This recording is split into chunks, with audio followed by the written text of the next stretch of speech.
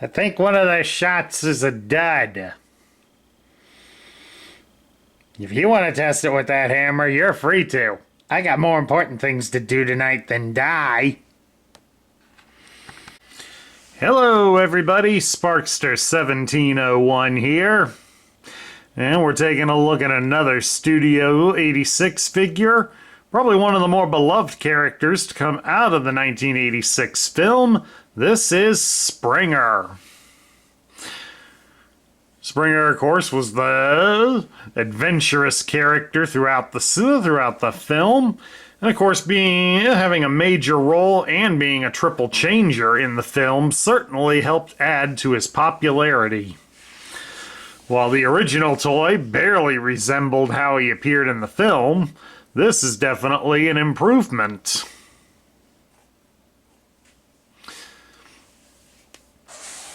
Now, of course, we're going to move him out of the way so we can see his backdrop. He comes with the Autobot City Battleground, just like Snarl did from last week. Which is about what you would expect. This was the first scene that we saw him in. And this scene was pivotal, as the fact that it was a gathering of several of the new characters that were being introduced in the film, such as RC, Ultra Magnus, and Blur. So, can't underestimate how important that was. Let's get it out of the way here. I guess we'll just chuck it here on the floor. Now, the thing we come with Springer is the fact that Springer comes with a ton of accessories. Probably more than he really needs. We'll start off here. Yeah, he can take a rest. We shall start off here with this gun. This is a large combined gun. This is very similar to the one that came with the Siege version. So it does separate into two guns, so you can have it as one massive gun or give him two guns. Personally, I like keeping it as the one, since he's got so many other parts as it is. Next up, we have the other piece he's holding, and that is a sledgehammer.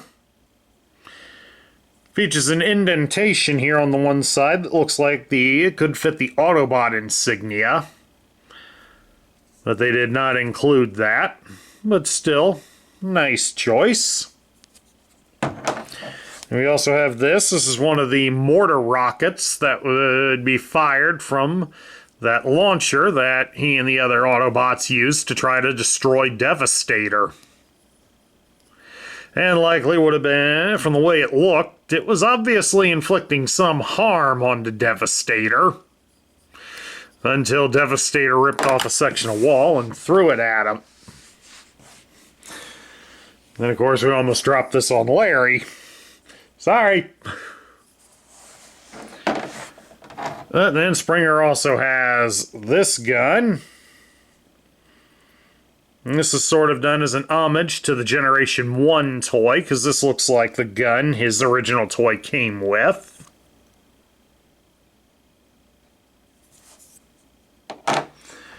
Then Springer has two swords.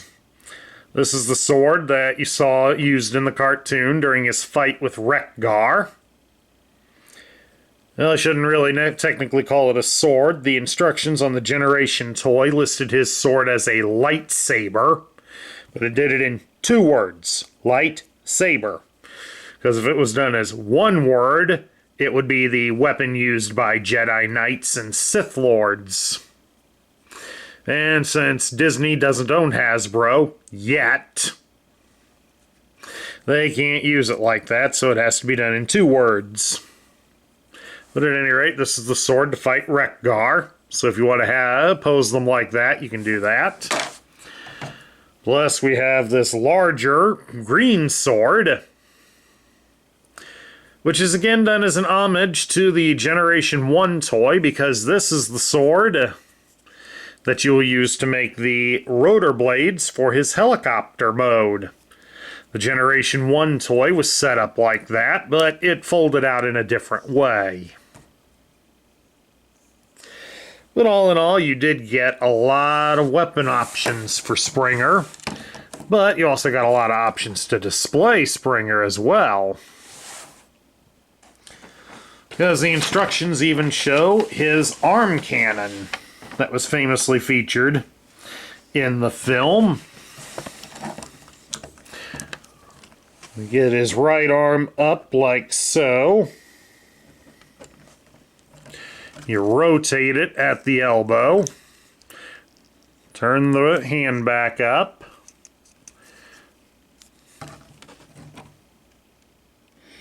You want us to fold this out, and then right in here somewheres is supposed to be the gun. Gun piece is supposed to fold out here. Ah, there it is. There it is, there it is. Come on out, come on out, come on out.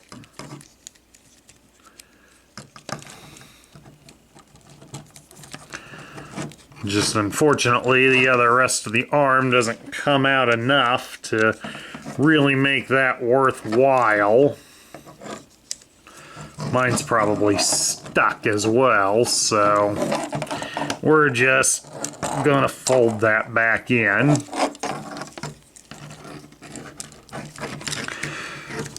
And then get this all back to the way it was, or the way it should be. Now, Springer does come with a ton of accessories, so getting him to hold a lot of them is going to be difficult. We turn him around here to the back. They want us to shift these pieces to the sides a bit,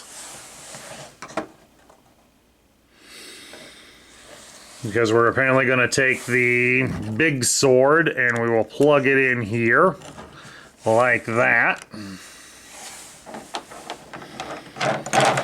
And then on these tabs on the side, they want you to connect this gun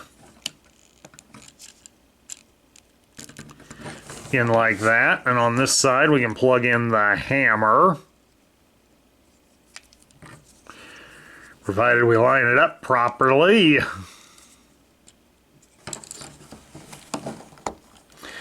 And then that leaves Springer's hands free. But of course you can replace the gun with or the hammer with the mortar shell.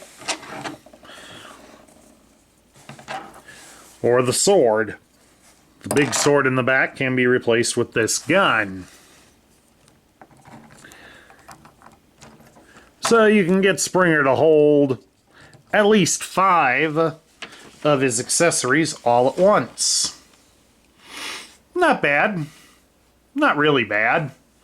But I don't think he could be made to hold all of them. That would look kind of silly. Alright, let's take a look now at Springer's articulation. His head can be turned from side to side. And it is on a slight ball joint, so it will look up and down a bit. You can raise his arm up at the side about so far, and his arms do rotate, but they don't rotate all the way. It's kind of a lot of the kibble kind of locks the arms in, so they don't rotate all the way. You can bend his arm at the elbow greater than 90 degrees, so that makes up for some of it. And he does have a swivel at the biceps, so he has G.I. Joe battle grip. You can twist him at the hips, but he doesn't twist very far, because again, some of the kibble gets in the way. You can spread his legs apart into a full splits. He does have a good thigh cut. You can raise his leg at the hip 90 degrees. You can bend him at the knee greater than 90 degrees.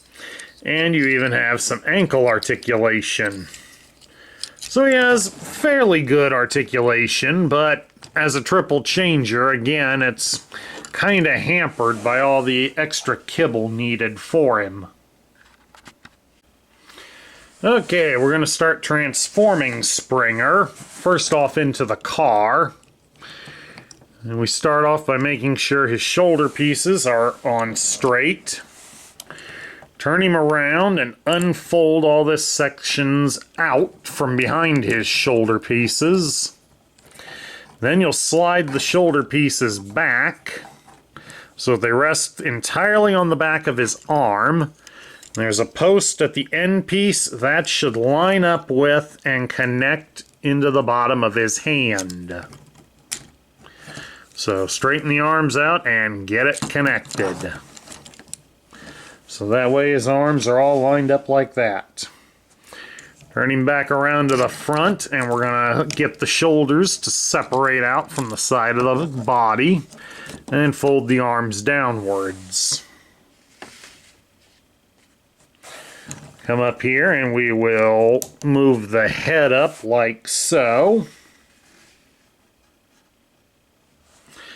And then start to fold out the chest. There we go. Mine's a little stiff.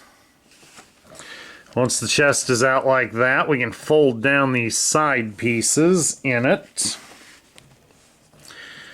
Then we can fold this section entirely forwards. Turn his head around. And then fold the head inside. And then this section can then be folded back up and locked into place. Then we go even further and fold it up like that, so that it is totally up against things. Then we can fold this whole section backwards. Come down here to his feet.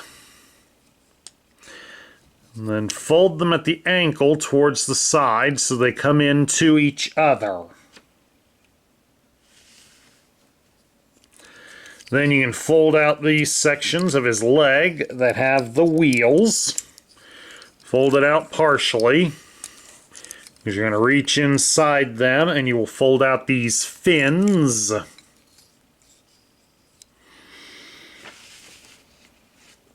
So that they are out, and then you can bring those pieces back up against the legs like so.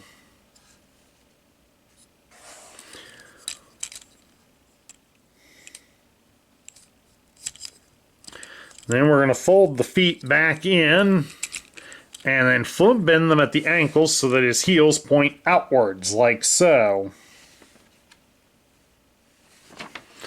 We come back here to the top and we make sure that this section of the body is folded upwards and towards the front. Just to keep it out of the way. So we're going to connect the legs together like that. Then you're going to bend the legs at the knee to fold them all upwards. Get it so that the feet fold in here and rest against the hip, against his hips, like so. Then once that's done, we can shift the front of the car inwards, because this section is going to fold down. There's a couple of protrusions inside, and they will line up with the holes that are on his feet. And there's some angled protrusions that will line up with the rest of the legs. So, line him up. Get it lined up and sort of connected. And I say sort of because mine's trying to fight, but we are getting it. He's not moving, so I'm not going to fight with it too much. Once it's in there, we kind of fold the arms somewhat forward. And then kind of shift them inward, because there's a post right here at the side, and that's going to line up and connect to his arms.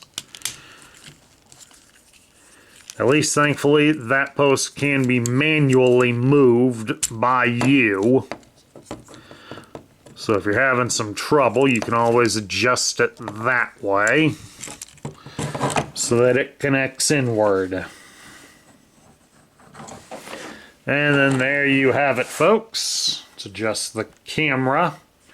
Springer is in his car mode. And they do recommend that we can attach on here like the rotor blade. Have it pointing backwards.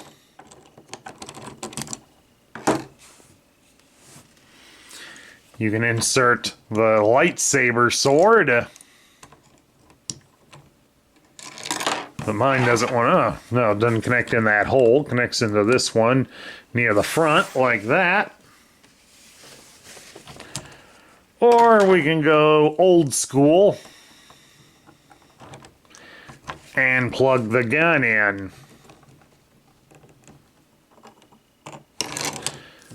But the gun needs to use both holes. There we go. We got it in. And there you have it. You have a battle car. Not too shabby either. Now to go into the helicopter mode. And to do that, we fold these pieces here totally down to the side. We'll pop the arms free at the sides and kind of fold them downwards like so. Raise up these pieces that are connected to his hands. Because we're going to fold them down at the elbow. And open up these side panels.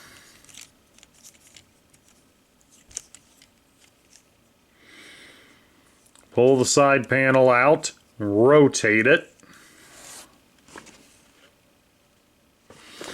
And then bring the arms up again.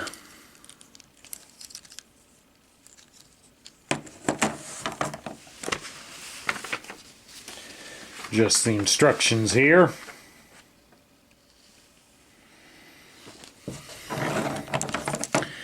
Set it up so that the panels are turned so that they face like this, so that this green portion is protruding down. And then reconnect the piece to the fists.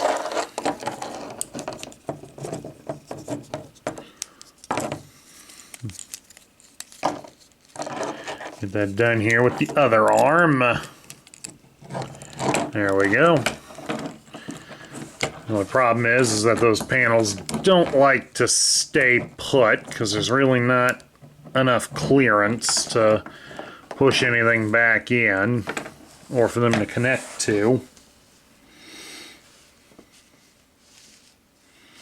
But alright, once we do that, we separate the front section again, kind of fold it away to give the feet plenty of room.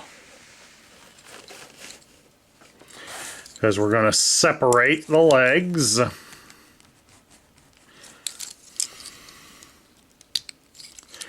Spread them out a bit so we have a little room to work.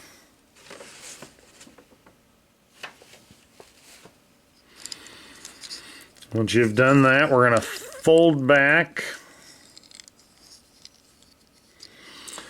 this section here that has the feet. There's a panel here on the leg that'll cause them to fold backwards like that.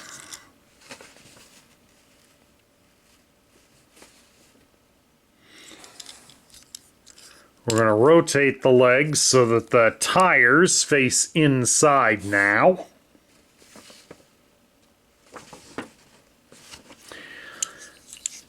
Going to come up here to the hip and fold the section of hip inwards to collapse in on the legs like that.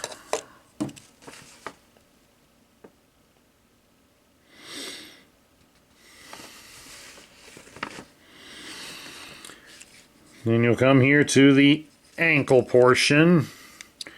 We're going to fold those. You rotate them so that they go inwards. Like that. And then we can fold the legs up. Like so. Trying our best to keep them somewhat straight and narrow.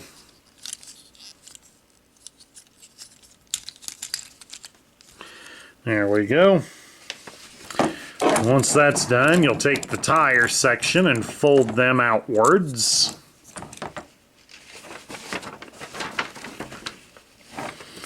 And then at this point now, the legs can be connected together.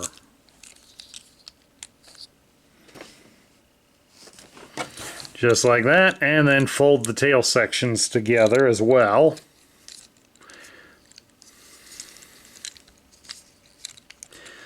Then we can fold down the rear portion so it connects to the legs.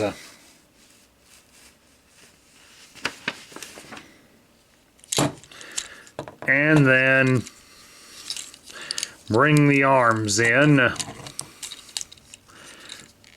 Remember again, we can adjust the arm piece on the inside.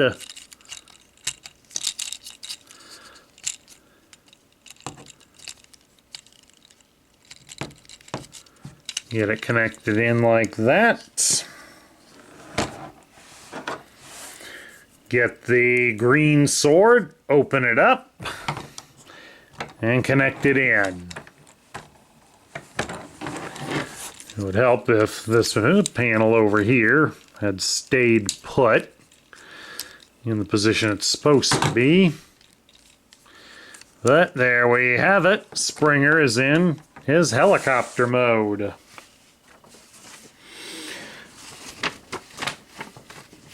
All in all, not too bad. Although I do feel that it takes a little too much from the Siege model. So now we get to my thoughts. I've been impressed at the modern way that they've redesigned and re-engineered the Triple Changers so that we get some posability out of them. But I think they're a little over-engineered because they're always a pain in the butt to transform now. So, I mean, I know my Springer here isn't exactly in perfect setup because there's just so much that's getting in the way. I think they were a little over-engineered, or the parts just don't shift like they should. But all in all, I still do like how Springer turned out. I do like all the options you have for accessories. So you definitely can set up some classic moments with this toy. Definitely one to add to your collection.